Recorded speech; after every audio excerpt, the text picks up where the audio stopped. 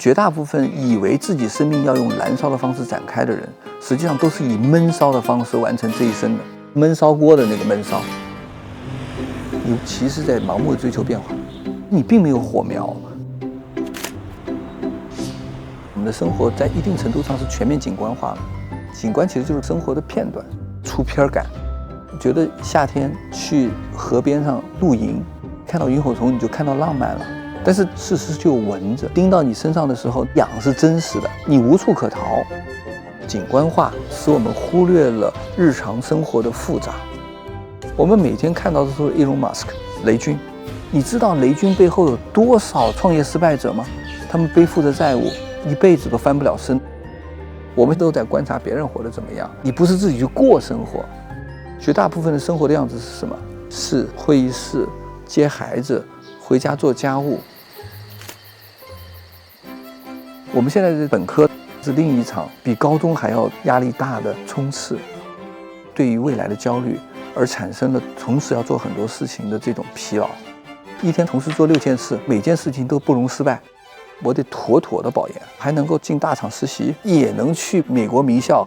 現在的小朋友做這麼精細的規劃，總想把事情按照自己的劇本推演下去，但是人生哪有劇本可言呢？如果20歲的時候就能畫好一個人生的劇本，除了我研究的對象就是神仙以外，不可能。所謂的高考規劃也做不到。從你高中畢業一直到你能夠達到職業生涯的巔峰，大概是20到25年。誰能預測25年以後哪個專業是高峰？邏輯意義上，人生不能設計。我們對確定性、可控性要求過高了。為什麼要去遇事不決算一卦呢？因為這是一種非常低成本的增加確定性的方法。其實物質條件已經讓我們的生存不是什麼問題了。絕大部分的焦慮都來自於我們將自我實現的需求錯置為生存需求了，自我實現成為了一個底線需求，這個就麻煩大了。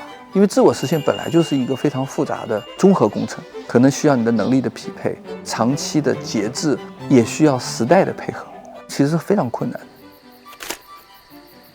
我說我這輩子就是腳踩西瓜皮，讀書也好，找工作也好，走一步看一步。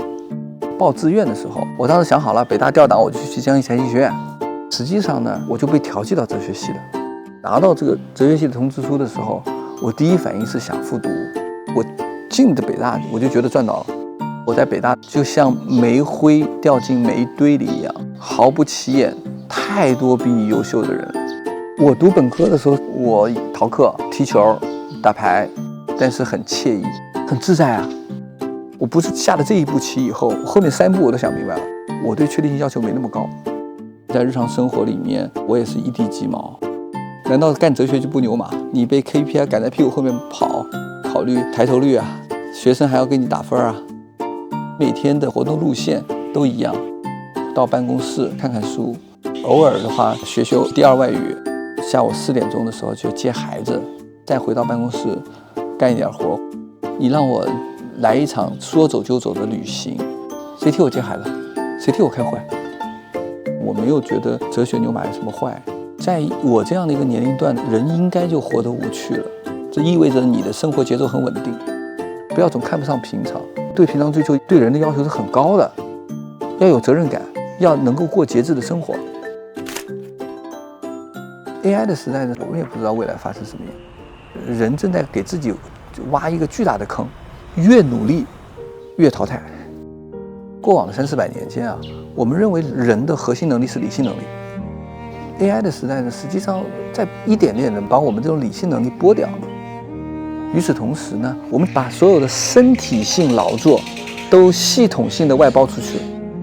揉麵有揉麵機啊，掃地有掃地機啊，各種各樣的機啊。我們要回到基於感性和身體的人的獨特性，而不是在聚焦工具理性。你不像你試一試，每天自己洗衣服，把自己3頓飯做完，這個時候你大概率已經不考慮人生的意義是什麼了，你大概率考慮的是我趕緊睡。